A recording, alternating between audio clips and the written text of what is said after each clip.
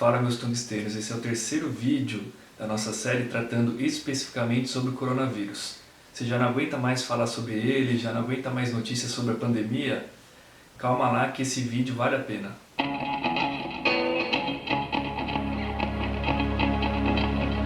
Lá se vão 3 semanas de quarentena, muita gente não aguenta mais ficar em casa, outras tantas não podem ficar e uma parte abusa saindo de casa acreditando nas idiotices do presidente e ignorando as recomendações da ciência. No meio de tantas recomendações que a gente ouve falar, hoje nós vamos tratar de uma que tem sido pouco comentada, que é o hipoclorito de sódio. Então nós vamos finalmente falar de uma substância. Para quem não entendeu, vocês vejam os vídeos anteriores em que a gente tratou de sabões e álcoois, mas falando principalmente de como eles são vistos pela química orgânica, como grupos de substâncias e não uma única substância. Mas antes de falar sobre o hipoclorito, a gente precisa falar um pouco sobre um dos elementos mais conhecidos e mais utilizados no dia a dia, que também é bastante interessante para a gente mostrar como a química e a natureza são magníficas. Nós estamos falando do cloro. Quando ele está sozinho, ele é um gás levemente esverdeado, altamente tóxico e pode ser até mortal. Já quando ele se junta com outros elementos, ele pode formar substâncias como, por exemplo, cloreto de sódio ou sal de cozinha e também o ácido que existe no nosso estômago, que é o ácido clorídrico. E toda essa versatilidade faz com que ele esteja bastante presente no nosso dia a dia. Mas hoje nós vamos focar principalmente na sua ação como desinfetante, que é o que nos interessa para o combate ao coronavírus. Se você for buscar um frasco de água sanitária, você vai fazer uma coisa que as pessoas não são acostumadas, mas que é extremamente importante, que é ler os rótulos. E no rótulo da água sanitária vai estar indicado que ela tem como princípio ativo o cloro, com uma concentração de mais ou menos 2 a 2,5%. Nessa concentração nós temos a água sanitária, também conhecida como quiboa, cândida, água de lavadeira, entre outros nomes. Na verdade, ela é uma solução aquosa, ou seja, ela tem como solvente a água e nela está dissolvido um sal inorgânico, chamado hipoclorito de sódio. Os sais inorgânicos são derivados de reações entre um ácido e uma base. Vocês lembram das aulas do ensino médio? Eles têm um cátion e um ânion que vão dar origem à sua fórmula. Mas o nome das substâncias inorgânicas é inverso à fórmula. Então vocês podem observar que a fórmula começa com sódio, Na, e depois o hipoclorito, ClO, mas o seu nome é falado no sentido inverso, hipoclorito de sódio. E os sais têm seus nomes derivados dos ácidos de quais eles foram originados. Vocês lembram daquela frase que às vezes o professor ensinava para fazer a gente decorar essa relação? Mosquito teimoso, timato, tipico, timeto no vidrico? Essa é uma forma da gente lembrar dos sufixos que relacionam o nome do ácido original com o nome do sal que foi derivado. Então vamos lembrar. Mosquito teimoso. Logo, hipoclorito vem do ácido hipocloroso. Essa relação é bastante interessante e também por uma outra coisa. Entre a fórmula do cloreto de sódio, NaCl, e a do hipoclorito de sódio, NaClO, tem apenas um oxigênio de diferença, mas muda completamente as propriedades dessas duas substâncias. E é justamente o hipoclorito que vai liberar aquele cloro ativo que está indicado no rótulo da água sanitária. E ele vai liberar mesmo. Se você deixar uma garrafa de água sanitária aberta, você vai perceber que em pouco tempo vai surgir um odor característico do cloro.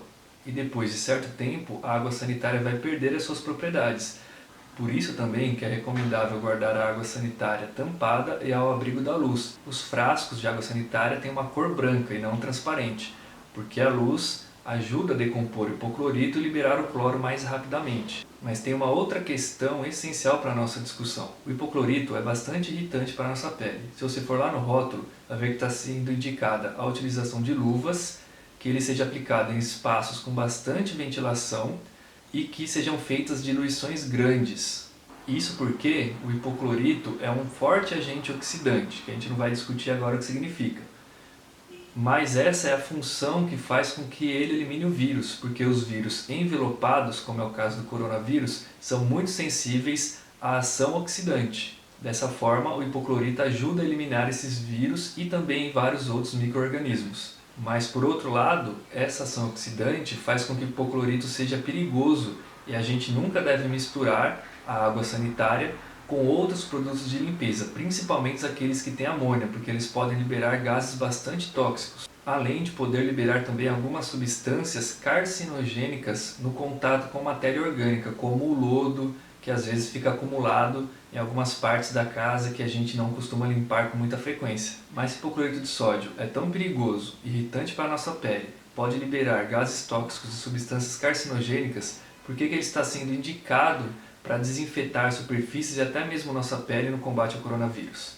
Isso porque, quando você faz a diluição adequada do hipoclorito de sódio, ele volta a ser o ácido hipocloroso, que é menos agressivo para a nossa pele, mas que continua tendo o efeito de eliminar o vírus. E muita atenção, a diluição recomendada para o combate ao coronavírus é de 25 ml de água sanitária para 1 litro de água.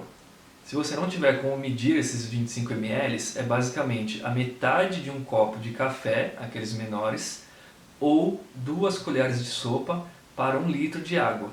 Essa solução deve ser guardada em uma garrafa, um recipiente tampado, indicado qual é essa substância e também longe do alcance de crianças, para que ninguém acabe tendo contato com essa substância sem saber e acabe causando um acidente, uma intoxicação.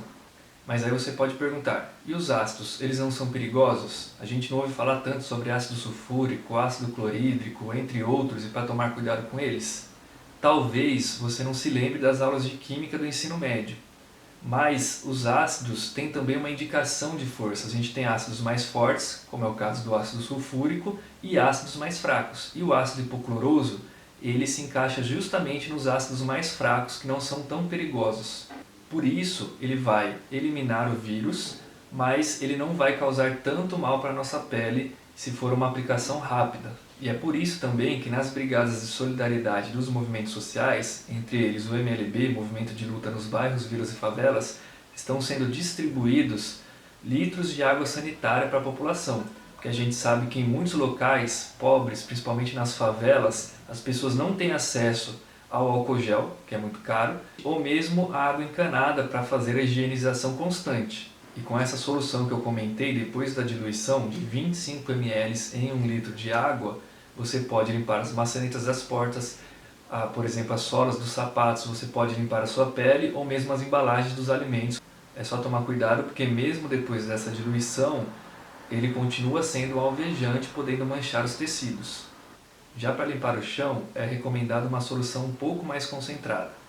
Para isso, você vai diluir 50 ml de água sanitária, o equivalente a um copo de plástico de café, em 1 litro de água, ou também 4 colheres de sopa em 1 litro de água. Depois de aplicada, é só deixá-la agir por cerca de 30 segundos a 1 minuto e em seguida lavar bem as mãos ou o recipiente que foi utilizado. E depois passar um hidratante para a pele porque ela tem um efeito colateral que é ressecar bastante a nossa pele. Eu espero que esse vídeo tenha ajudado vocês a entenderem um pouco mais, não só sobre a água sanitária, mas também sobre a própria química e a ciência envolvida por trás das soluções encontradas para combater o coronavírus. Se você gostou, curta o vídeo clicando no joinha e compartilhe em grupos de WhatsApp da família, de amigos, para divulgar uma forma eficiente e cientificamente comprovada de prevenção ao coronavírus, para ajudar a evitar a disseminação dessa pandemia que já tem afetado tanto a população mundial. E essa solução também serve para eliminar outros tipos de micro-organismos, fazendo uma desinfecção completa e também para evitar que aquele tio, aquela tia compartilhe ideias aí defendidas pelo presidente que podem nos colocar em mais riscos do que o próprio vírus. Compartilhe também nas redes sociais e acompanhe as redes do Jornal A Verdade, como o Instagram, o Facebook e o próprio site, onde estão saindo diversas matérias falando também de questões econômicas, sociais, políticas envolvidas por trás da luta contra essa pandemia. Eu estou deixando alguns materiais de recomendação para quem quer se aprofundar e entender um pouco melhor. Vocês podem deixar seus comentários com dúvidas, opiniões e também sugestões de outros temas para a gente tratar, porque tem muita coisa para a gente falar ainda da ciência para ajudar a elucidar dúvidas do nosso povo. Muito obrigado e até o próximo vídeo.